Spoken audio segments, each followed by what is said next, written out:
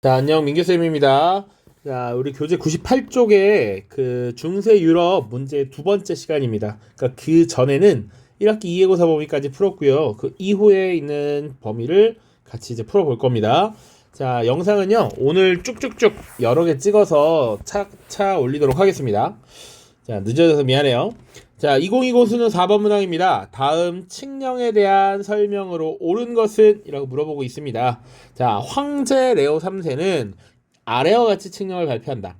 신을 형상화하는 것은 신을 인간의 수준으로 전락시키는 행위이다. 성화, 성스러운 것에 대한, 신에 대한 것을 그림으로 그리는 행위를 신성모독으로 규정한다. 희생 제의를 포함한 모든 이교적 행위를 금지한다. 지금 신을 형상화하고 그리는 것을 신성 모독으로 여긴다라는 것, 요것을 우리가 성상 숭배 금지령이라고 합니다.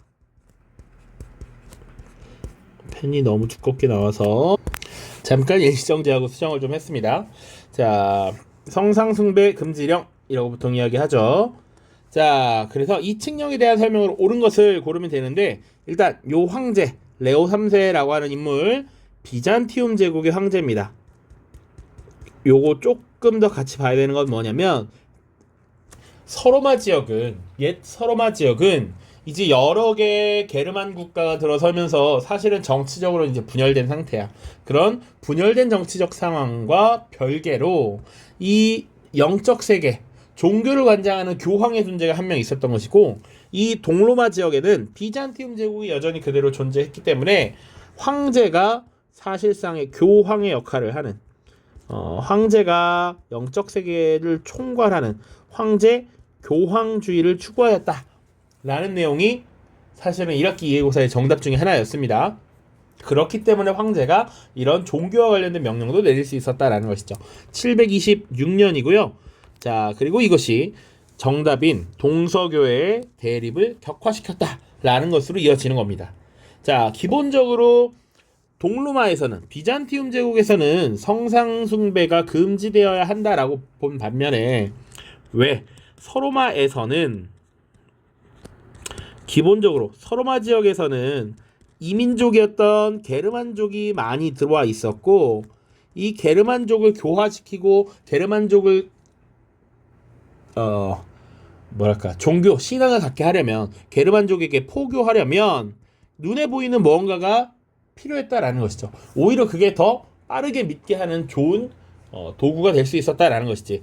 그래서 서로마 지역에서는 이 성상숭배 금지령을 사실상 무시하고 배격하려는 움직임을 벌이게 됩니다. 그것이 교회의 대립을 격화시켰다라고 보시면 되고요. 자, 교황의 아비뇽 유수를 초래한 것은 뭡니까? 당시에 교황이었던 보니파키우스 8세와 프랑스의 국왕이었던 필립 4세의 대립이었죠. 왜 대립했느냐? 성직자에 대한 과세 문제로 대립을 했습니다.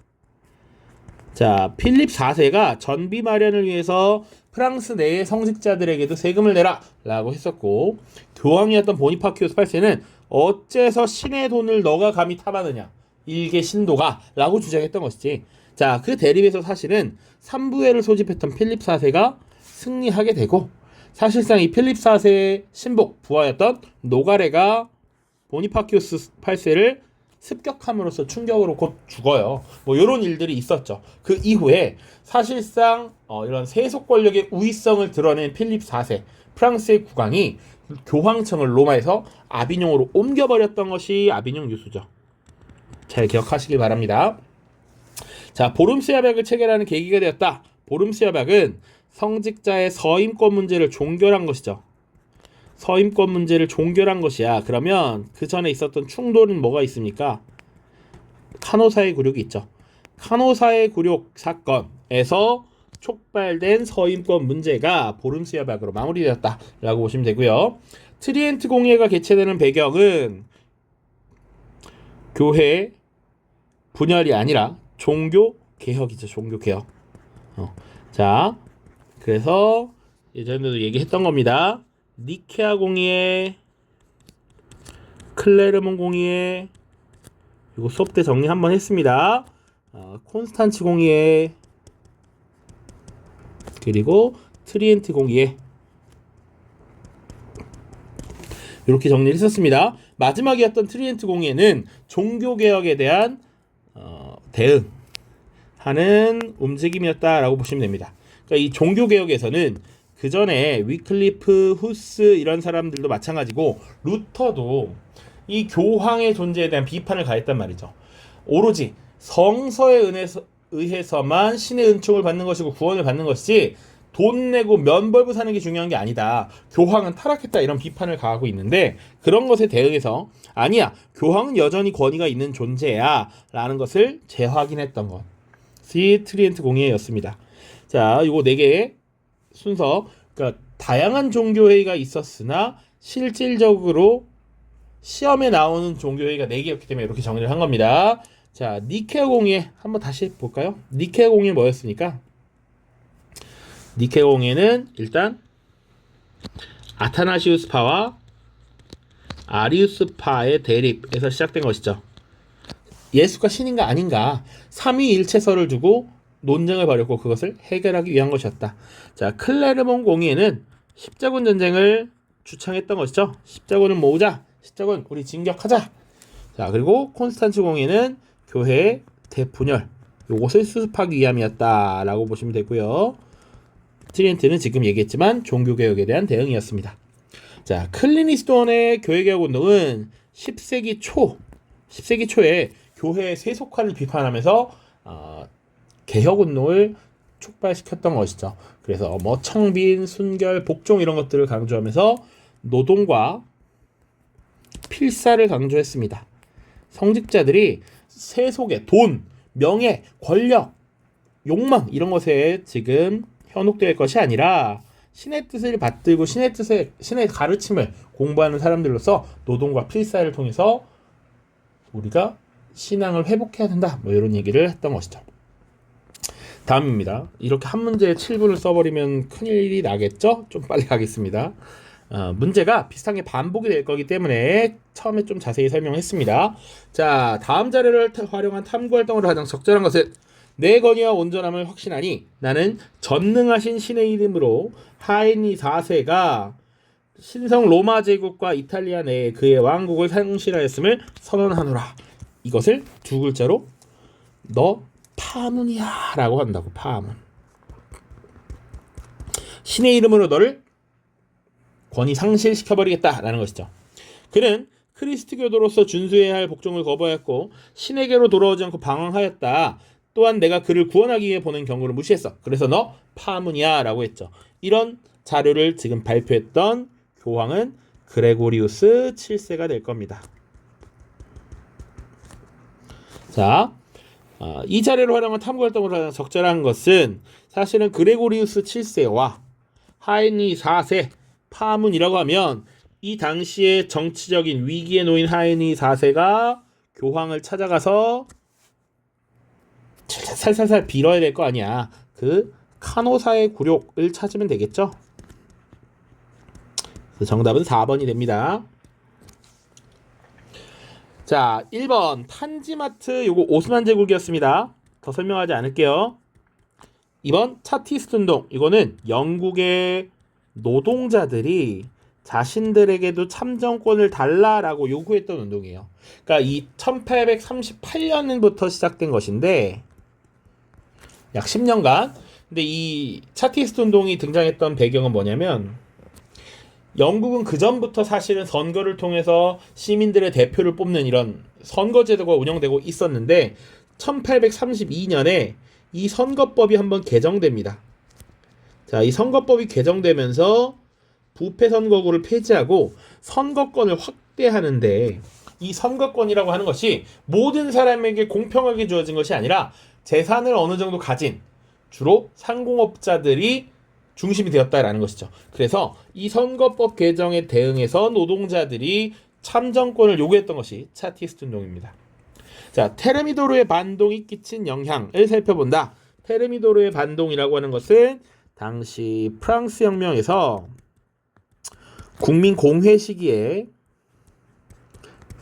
사실상 공포 정치를 취하고 폭력적인 정치를 휘두르던 로베스피에르라고 하는 권력자를 제거했던 사건이에요. 이것이 미친 영향이 뭐냐라는 거기 때문에 해당 자료와는 관련이 전혀 없죠. 자, 5번 그라쿠스 형제가 개혁을 추진한 원인.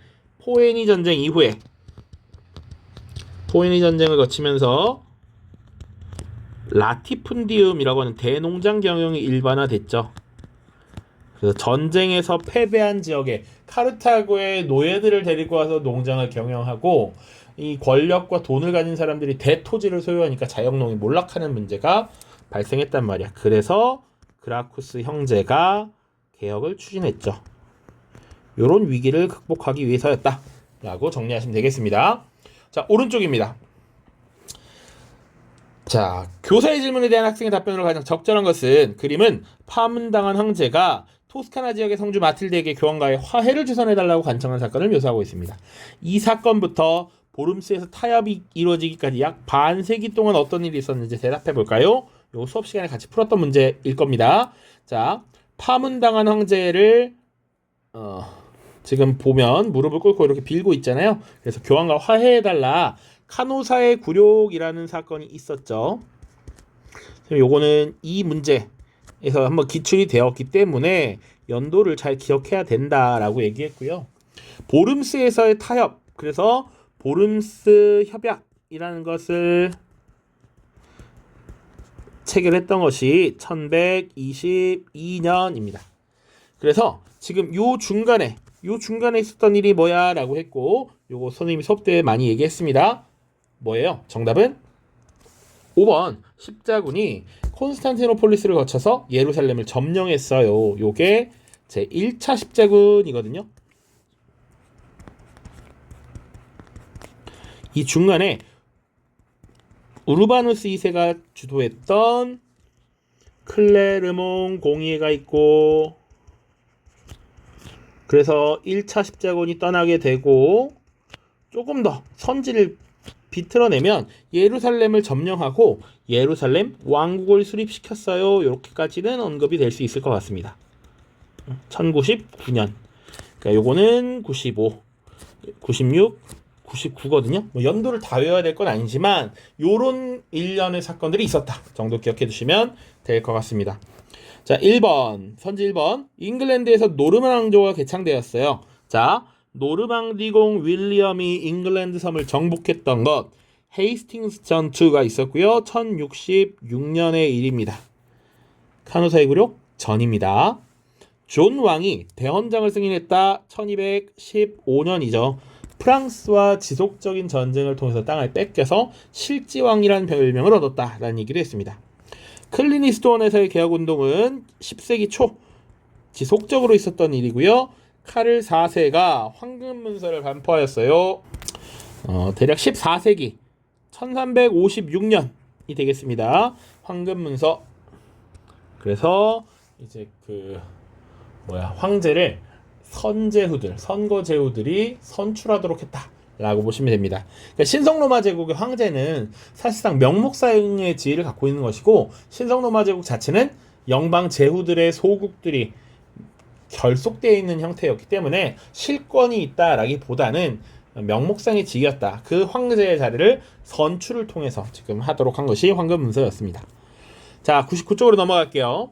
다음 선언이 이루어진 시기를 연표해서 옳게 고른 것은, 자, 나하이니 5세는 주군이신 교황 칼릭스투스에 대한 사랑으로 반지와 지팡이를 통한 모든 서임권을 신에게, 신의 거룩한 사도들인 베드로와 바울로에게, 또한 거룩한 로마 교회에 바친다.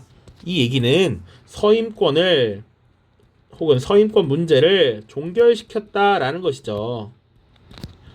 이제 교회가 교회법에 따라서 성직자를 선출하고 서임하는데 동의한다라는 것이지, 이게 보름스 협약이죠. 보름스 협약 1112년의 일입니다.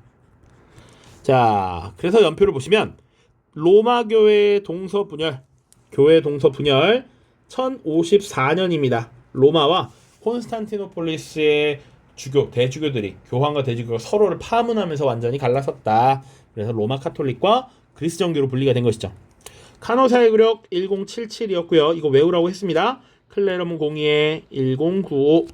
아비뇽 유수 아비뇽으로 교황청 옮겨간 거 1309년.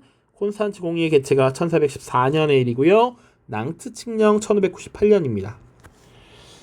자, 콘스탄츠 공의회 아까 설명했으니까 낭트 칙령만 보죠. 낭트 칙령 이게 뭐였습니까? 당시 프랑스의 국왕이었던 앙리 4세. 그러니까 이 프랑스가 기존에 가톨릭 세력과 칼뱅파 신교였던 위그노들 간의 전쟁이 벌어집니다. 이것을 위그노 전쟁이라고 하는데 30여 년 이상 지속되었어. 자, 그래서 프랑스 왕위 계승의 문제가 촉발되었을 때 위그노였던 나바르 왕 앙리라고 하는 인물이 국왕으로 즉위를 하기로 합니다. 앙리 4세가 되는 대신에 나는 통합하는 프랑스 왕이 되겠다라고 해서 자신은 가톨릭으로 개종을 해요. 그래서 나는 가톨릭을 믿겠다. 나는 프랑스의 전통을 지키기 위해 노력할 거야. 다만 위그노들에게도 신앙의 자유는 주자 라고 했던 게 낭트 칙령입니다. 그래서 이 프랑스 세계를 통합하려고 했던 국왕이 앙리 4세이고 이 이후에 이제 프랑스가 통합을 이루면서 나름의 국력이 성장하게 되는 것이죠. 자, 물론 요것과 관련해서 하나 더 봐야 되는 것은 프랑스의 절대 왕정을 이끌었던 루이 14세 때가 되면 이 낭트 칙령을 폐지시켜 버립니다. 이 말은 위그노들에게 신앙의 자유를 다시 뺏겠다라는 거야. 그래서 위그노가 프랑스에서 이탈합니다. 그래서 프랑스의 경제력이 굉장히 약해진다라는 것을 기억하셔야 돼요. 요거는 이제 뒤에 종교개혁 파트에서 왜 그런지 조금 더 자세하게 설명을 하겠습니다.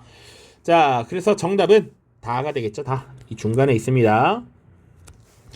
오른쪽 다음 사건의 배경으로 가장 적절한 것은 자, 사건의 배경 콘스탄티노폴리스 안티오크를 거쳐 예루살렘에 도착한 그리스도교들은 40여일간 포위하였다. 그들은 성 주변에 2개의 공성탑을 세우고 우리 무슬림들이 그중 하나를 불태우고 그 위에 있던 그리스도교들을 죽이면서 맞섰다. 그런데 예루살렘이 결국 다른 방향으로부터 함락되었음이라는 것을 알리는 전령에 도착했다.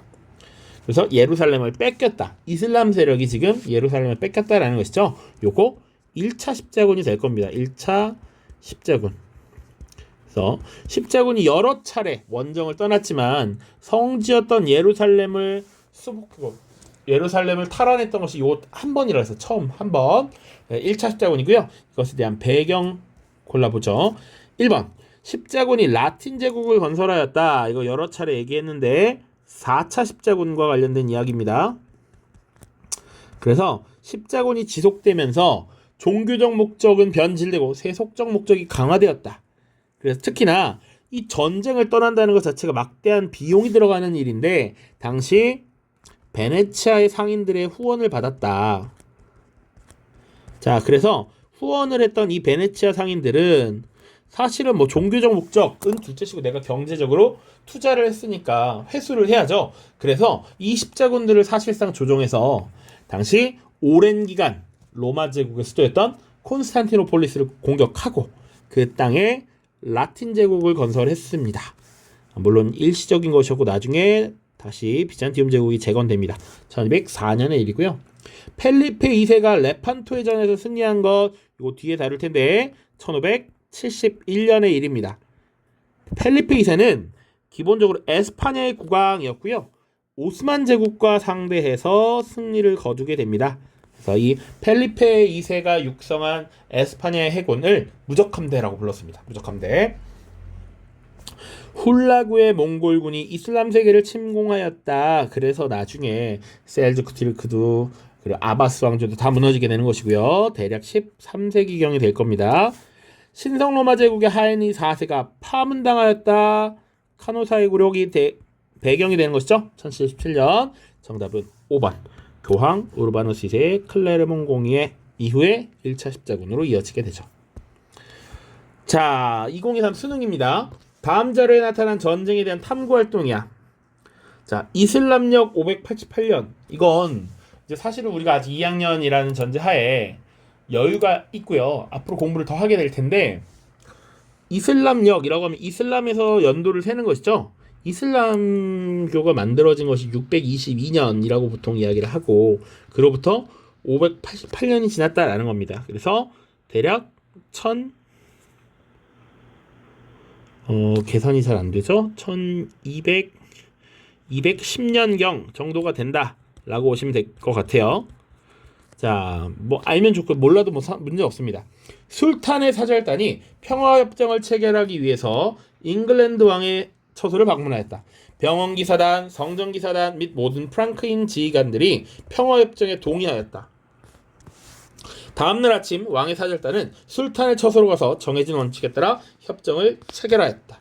술탄은 이로써 예루살렘 순례길이 열렸음을 공포하였다. 하지만 그는 진정으로 협정을 원한 것은 아니었고 이슬람 군대가 지쳐서 프랑크인들과 벌여온 싸움을 계속하려는 것에 불복하려는 조짐이 있었기 때문에 전략상 협정이 체결하는 것이 필요하다라고 봤다. 선생님이 그래서 요거는 실제 교재에는 십자군 전쟁이죠. 일단 이거 십자군 전쟁이라는 것 자체가 1095년 클레르몽 공의회를 필두로 해서 대략 1280년까지 9차례의 원정을 떠난다고. 수시로 계속 떠납니다. 자, 그런데 그 중에서 시험에 나오는 건 1차와 4차라고 얘기했고 그나마 중간에 의미가 있는 거 하나 더 찝어주면 여기 3차가 있다라고 했어요. 그래서 성지였던 예루살렘을 빼앗는 건 1차밖에 없었다. 그러다 보니까 현실적인 어려움을 느꼈던 당시 3차 십자군을 이끌었던 영국은 리처드가 있었고 이슬람을 이끌었던 살라딘이 있었는데 이 두 대표자가 협상을 벌인다고. 리처드 살라딘 협정이라는 걸 체결해서 크리스트교도들이 원한다면 예루살렘으로 성지 순례를 할 수 있다라고 하는 이 권한을 얻은 것이죠. 꼭 이걸 알아야 푸는 건 아니지만 지금 이슬람 세력과 유럽의 프랑크인들이 전쟁을 벌이고 있다라는 것을 하나 알고 있다면 뭐 크게 문제가 없다라는 것이죠. 그래서 역시 십자군 전쟁을 물어본 거다. 이에 대한 탐구 활동을 찾아봅시다. 1번 파르티아의 멸망 요인을 분석한다. 파르티아 서아시아 기억나? 서아시아 복습 한번 하면 서아시아 역사 최초로 서아시아 세계를 통일했던 게 아시리아입니다. 분열 리오넬 메시는 신이아라고 했었고 다시 통합한 게 아케메네스 왕조 페르시아 그리고 알렉산드로스 제국이 들어서고요. 그 다음 파르티아 그 다음 사산왕조 페르시아 그리고 이제 이슬람이 쭉 등장하는 것이죠. 자, 그래서 파르티아를 무너뜨린 것은 요렇게 사산왕조 페르시아가 되는 것이 사산왕조 페르시아. 자, 농촌에서 콜로나투스가 확산된 원인 요거는 고대 유럽에서 중세로 넘어가는 과정에 요 시기에 유럽에서 나타났던 것이죠. 농민들을 토지에 결박시키는 요런 제도. 왜냐? 로마 제국에서 전쟁이 점차 줄어들게 되니까 원래 같았으면 전쟁을 통해서 승리하면 이 획득한 영토에 그 지역의 포로들을 통해서 농사를 짓는 라티푼디움을 성행시켰는데 이제 전쟁포로가 유입되지 않나. 그러다 보니까 이 넓은 토지를 경작하는데 어려움을 느끼기 때문에 농민들을 사실상 강제로 토지에서 이동하지 못하게끔 이렇게 제도화시키는 겁니다. 이것이 콜로나투스라고 보시면 되고요.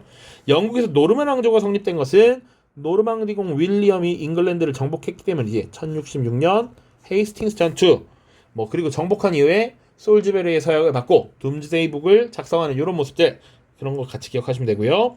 베르덴 조약과 메르센 조약의 체결 과정 보시면 요 9세기 프랑크 왕국의 분열이죠. 분열.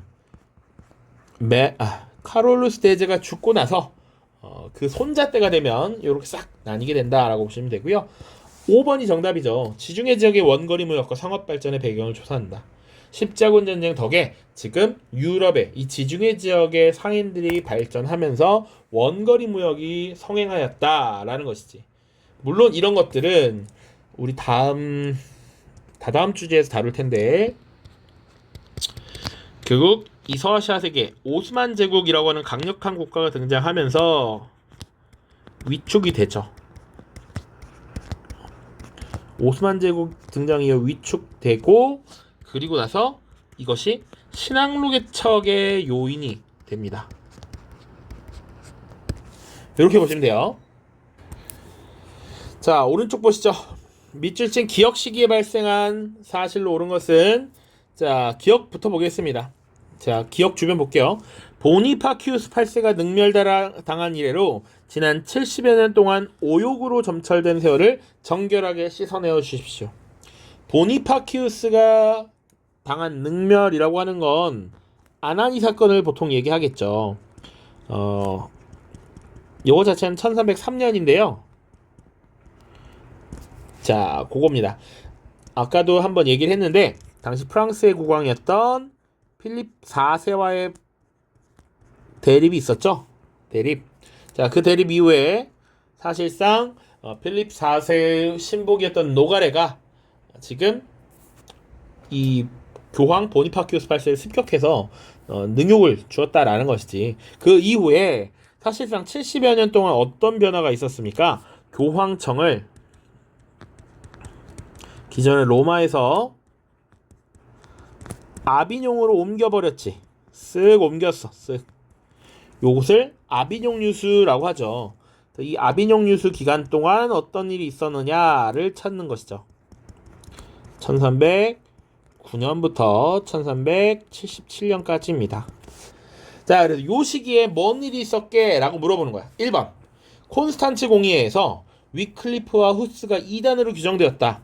요거는 아비뇽 유수 이후에 교회 대분열을 수습하기 위함이었죠. 교회 대분열 수습. 그 시기적으로는 콘스탄츠 공의회는 1414년부터 1418년 정도까지라고 보시면 됩니다. 신성로마 제국의 하인리 4세가 서인법 문제로 파문당했다. 1077 카노사의 굴욕입니다. 자, 칸이 좁아서 써지지가 않아요. 자, 황제와 교황 사이에 타협이 이루어져 보름스 협약이 체결되었다. 1122 십자군이 콘스탄티노폴리스를 점령하고 라틴 제국을 수립하였다. 1204입니다. 5번 플랑드르와 프랑스 내 영국령 등의 지배권을 둘러싼 전쟁. 이것이 100년 전쟁이죠. 100년 전쟁이 벌어졌다. 요거 1337년부터 1453년까지에 있었던 사건입니다. 이렇게 보시면 될 것 같습니다. 자, 한 페이지가 더 남았습니다.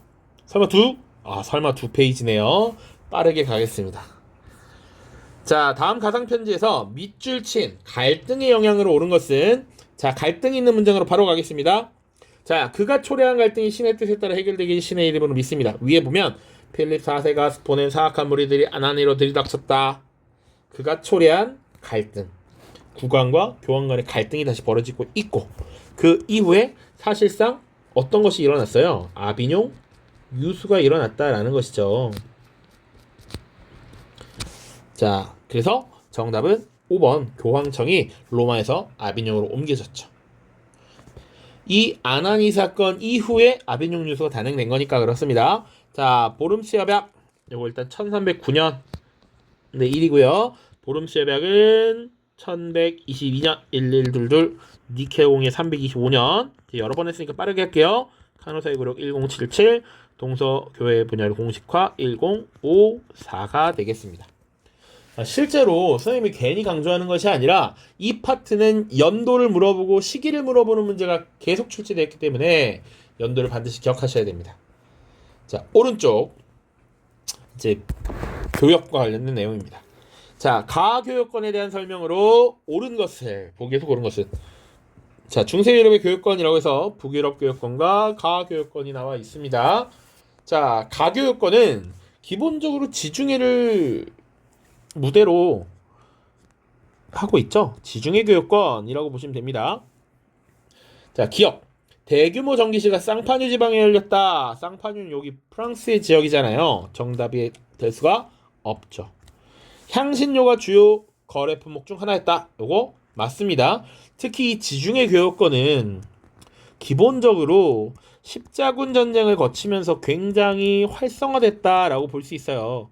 이 동방 지역과의 교역이 활성화되었고 특히 아시아, 인도 지역에서의 이런 품목에 관심이 많았는데 대표적인 것이 향신료였죠. 향신료. 자, 십자군 전쟁을 계기로 교역이 번성하였다. 이것도 맞고요. 여러 도시들이 참여해서 한자 동맹을 결성하였다는 북유럽 교역권에 해당하는 얘기이죠.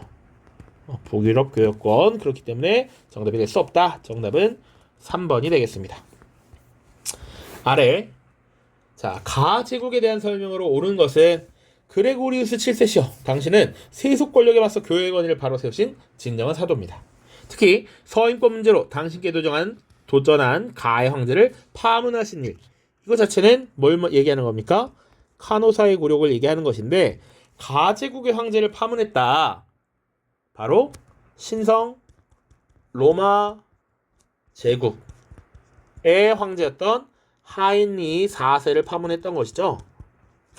자, 신성 로마 제국을 물어보는 겁니다. 1번 황금문서를 공포하였다. 이게 정답이 바로 되겠죠. 1356년 신성 로마 제국의 황제를 선출하기로 결정한 문서입니다. 자, 2번 밀레트 제도를 시행한 것은 오스만입니다. 종교 공동체였죠. 그래서 이 밀레트를 구성해서 종교 공동체를 만들고 그 지도자들을 오스만 제국이 관리를 했다라고 보시면 되겠습니다. 자, 성상 파괴령을 반포한 것은 비잔티움 제국이고요. 둠즈데이 북을 작성한 건 잉글랜드죠. 잉글랜드의 노르만 왕조입니다. 자, 그리스어를 공용어로 사용한 것은 비잔티움 제국입니다. 비잔티움. 자, 오른쪽. 자, 가식이 유럽에서 볼 수 있는 모습으로 적절하지 않은 것을 물어봤습니다. 아는 것. 자, 영국의 인구 변화라고 해서 지금 대략 가시기는 14세기 중반부터 1500년까지 이어집니다. 그냥 연도로 대략 얘기하면 한 1450년대부터 1500년대라고 되어 있고요. 그렇게 보시면 되고요. 여기서 하나 주목할 만한 점은 이렇게 폭락하고 있죠. 지금 인구가 급감하고 있다라고 하는 건 14세기에 유행한 흑사병의 영향이다라고 볼 수 있어요. 그 정도 보시면 됩니다. 자, 나머지 보죠. 1번 백년 전쟁의 종구라는 병사. 자, 영국과 프랑스의 사례잖아요. 그렇죠? 영국과 프랑스의 전쟁인데 1337부터 1453이니까 백년 전쟁의 종구라는 병사 충분히 볼 수가 있죠. 아비뇽에서 미사를 집전하는 교황. 아비뇽으로 교황성이 옮겨왔을 때가 1309부터 1377이니까 실제로 또 볼 수 있죠. 와트 타일러의 난에 가담하는 농민 자타라고 했습니다. 프랑스의 자크리의 난, 영국의 타일러의 난 1381입니다. 백년 전쟁 중에 일어났다라는 얘기를 수업 때 많이 했습니다. 제4차 십자군 전쟁에 참여하는 기사. 제4차 십자군이 1202년부터 1204년까지 쭉 이어졌다라고 보시면 됩니다. 그러니까 실제로 여기가 되겠죠. 정답은 4번이 되고요. 장미전쟁에서 왕위 계승권을 다투는 귀족. 백년 전쟁이 끝나고 2년 뒤 영국 내에서는 왕위 계승권을 두고 두 개의 가문, 문장에 장미를 사용하는 두 개의 가문이 전쟁을 벌이게 됩니다. 145, 1485. 이것은 해당된다라고 볼 수 있죠. 라스트 하나입니다. 한 페이지. 자, 가에 들어갈 내용으로 가장 적절한 것은 이라고 되어 있고요. 이 자료는 갑옷을 타고 말을 탄 영웅이 왕세자 샤르를 만나는 모습을 표현한 것입니다. 자, 이 영웅은 적에게 봉쇄되었던 오를레앙의 포위를 뚫었고 왕세자가 랭스에서 왕위로 즉위할 수 있도록 도왔습니다.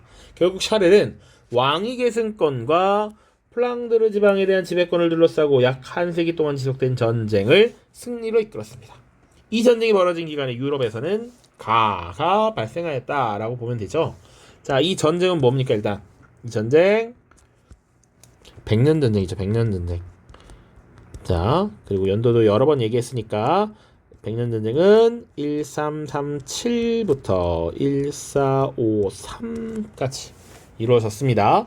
자, 그래서 이 시기에 유럽에서 어떤 일이 있었을까를 찾는 겁니다. 1번 선생님이 아까 한번 설명을 했던 부분이야. 앙리 4세가 낭트 칙령을 반포하였습니다. 이거는 종교개혁과 종교전쟁 파트에서 다룰 텐데 1598년의 일이니까 정답이 될 수 없고요. 교황과 황제가 보름스 예박을 체결한 것 112이고요. 로마와 아비뇽에서 교황이 각각 선출되었습니다. 라는 건 교회에 대분열이 있음을 시사하는 것이죠.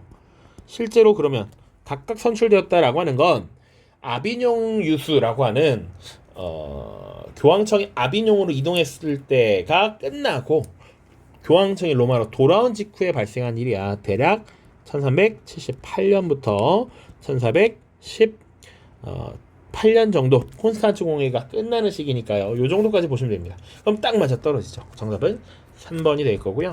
라틴 제국이 콘스탄티노폴리스에 수립되었다. 1204년의 일이고, 그리고 클레르몬 공의는 1095년의 일입니다.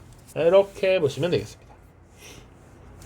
자, 밑줄 친 이 전쟁 중에 있었던 사실로 옳은 것은 프랑스 왕위 계승 문제로 영국과 프랑스에선 전쟁이 발생했다. 잔다르크가 활약했다. 그럼 이 전쟁은 백년 전쟁이 될 거고요. 수업 때 많이 얘기했으니까 이건 빠르게 넘어갑시다. 백년 전쟁 중에 있었던 일은 5번 자크리난이 일어났다. 자, 백년 전쟁은 1337. 오늘 벌써 6번째 얘기하는 것 같은데 1453이고요. 자크리난은 1358입니다. 프랑스 내에서 벌어진 농민 반란이라고 보시면 돼요. 나머지도 연도는 보겠습니다. 대헌장이 발표되었다. 영국의 존 왕, 실지왕이었습니다. 1215. 그리고 심사법이 제정되었다. 여기 연도까지 외워야 되나 싶긴 한데 최근엔 요거 연도는 안 보지만 1673년입니다. 그러니까 영국혁명을 우리가 다룰 거예요 뒤에. 그래서 중간에 영국혁명이라고 하는 건 영국에서 당시 국왕 세력이 의회 세력을 탄압하는 것에 대한 일종의 내전이 벌어진 거거든요. 그래서 왕이었던 찰스 1세를 처형하고 공화정이 일시적으로 들어섭니다. 그 공화정을 다시 왕정으로 복구시킨 이후에 등장하는 게 찰스 2세라고 하는 국왕이 있는데요. 이 찰스 2세 국왕이 다시 가톨릭을 지지하고 의회를 억압하려고 하니까 의회 주도로 이 심사법이라고 하는 제도를 만들어서 왕을 견제하고자 했습니다. 이건 뒤에 또 자세하게 설명을 하겠습니다. 자, 수장법이 발표되었다. 이거는 종교개혁 파트에서 또 다룰 텐데 1534년 영국의 국왕 헨리 8세가 사실상 영국 교회를 로마 가톨릭으로부터 분리시킨 조치입니다. 자, 그리고 카페 왕조가 개창됐다. 프랑스의 위그 카페라고 하는 인물이 새로운 왕조를 개창했던 것이 987년이에요. 요거까지는 모르셔도 될 수 있습니다. 자, 밑에 두 개 마저 보시죠.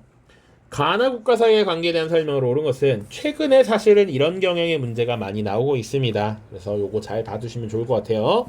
자, 샤를 4세 사망 이후에 왕위 계승이 불분명해진 상황 속에서 가 국가의 에드워드 3세는 나 국가의 왕위 계승권을 주장하였다. 자신의 모친이 샤를 4세의 누이라는 점을 근거로 삼았다. 그러나 여성은 왕위 계승권이 없으며 따라서 그녀의 아들 역시 왕위 계승권을 요구할 수 없다는 결정에 따라 그의 주장은 받아들이지 않았다. 양국 사이의 관계는 악화됐고 결국 전쟁이 발발했다. 초기에는 가가 우세하였으나 잔다르크 등의 활약으로 나가 전세를 역전시킬 수 있었다. 자, 이 자체가 이 전쟁이 그러면 확실하게 백년 전쟁이네. 백년 전쟁이네 라는 게 나오고 초기에 우세했던 것이 영국이고 잔다르크의 활약으로 전세를 역전시킨 게 프랑스니까 가와 나는 각각 영국과 프랑스가 되는 것이죠.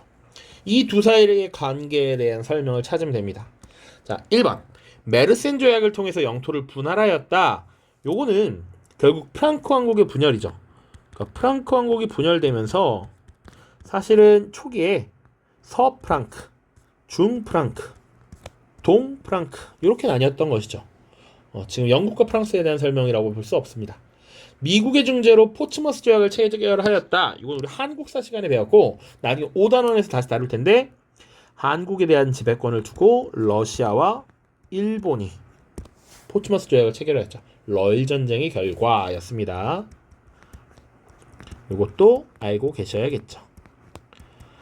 자, 3번 플랑드르에 대한 지배권을 둘러싸고 대립하였다. 그것이 백년 전쟁이었으니까 이건 정답이 되고요. 요거는 그나마 자료와 선지가 내용이 일치합니다. 백년 전쟁의 배경을 다시 물어본 거니까 쉬운 문제고요.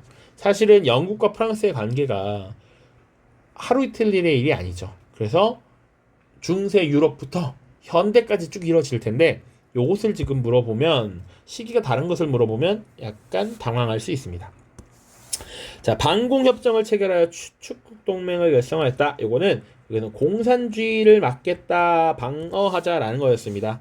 당시에 축국 동맹이라고 하면 2차 세계대전을 일으킨 전범 국가들 이탈리아, 독일, 일본 세 개 나라가 되어 있고요. 지중해 상권을 두고 레판토 해전에서 격돌한 것은 에스파냐와 오스만 제국입니다. 당시 요거까지 봐야 돼. 요거 다음 주제에 또 나올 텐데 에스파냐의 국왕 펠리페 2세가 이끄는 무적 함대까지 같이 기억을 해 주십시오. 1371년의 일입니다. 오른쪽 가에 들어갈 내용으로 적절하지 않은 것은 그래서 중세 유럽 봉건사의 크리스트교 문화라고 해서 아키나스의 신학대전, 십자군 전쟁에서의 교류 이런 거 나와 있고요. 나머지 크리스트교 문화와 관련된 걸 찾으면 마무리가 되겠네요. 적절하지 않은 것은입니다. 자, 만우법전. 만우법전은 어떤 종교와 관련이 있나요? 사실 힌두교와 관련이 있죠. 힌두교에서 힌두교도들이 지켜야 될 것들을 생활교범을 정리한 것이 만우법전이니까 1번이 정답이 되고 나머지는 다 맞습니다. 자, 고딕 양식이라고 하면 사실은 고딕이라는 표현 자체가 고트족의라는 의미입니다. 자, 그래서 주로 12세기경에 뾰족뾰족한 첨탑을 세운다든지 혹은 그 유리 내부를 모자이크식으로 만드는 스테인드 글라스 같은 것들이 많이 사용되죠. 대표적인 건축물이 샤르트르 대성당이 있습니다. 프랑스의 샤르트르. 자, 스콜라 철학. 스콜라라고 하는 게 부속 학교였죠. 수도원이나 성당에 다닌 부속 학교에서 가르치는 이런 모습들이 있었다. 거기서 지금 신학과 철학을 연결시키는 이런 학문인 스콜라 철학이 발전했다. 클리니 스토원의 개혁운동, 당연히 수도원이니까 크리스트교 문화와 관련이 있죠. 당시 교회의 세속화에 대한 경계, 이거에 대한 개혁운동을 펼쳤다. 그리고 파리 대학, 볼로나 대학의 교육과정, 중세 유럽에서 오늘날의 유니버시티까지는 아니지만 컬리지의 형태가 등장했죠. 그래서 법학, 신학 같은 것이 발전했던 대학이 파리 대학과 볼로나 대학입니다. 그 정도 보시면 될 것 같습니다. 자, 그래서 지금 101쪽까지 무려 한 어마어마하게 문제를 많이 풀었죠. 15문제는 푼 것 같습니다. 꽤 긴데요. 사실은 이게 너무 오랜만에 찍는 것이기도 해서 설명을 조금 더 자세히 하려고 노력은 했습니다. 어떻게 느끼실지 모르겠고 잘 안 보실 경우가 훨씬 많을 것 같은데 무튼 그럼에도 불구하고 뒤늦게 수업을 따라오고 시험을 준비하는 과정이라면 잘 공부하시길 바랍니다. 분명 도움이 될 것이라고 확신합니다. 자, 고생 많았고요. 다음 영상에서는 이제 다음 주제를 새롭게 다루도록 하겠습니다. 고생 많았습니다. 안녕.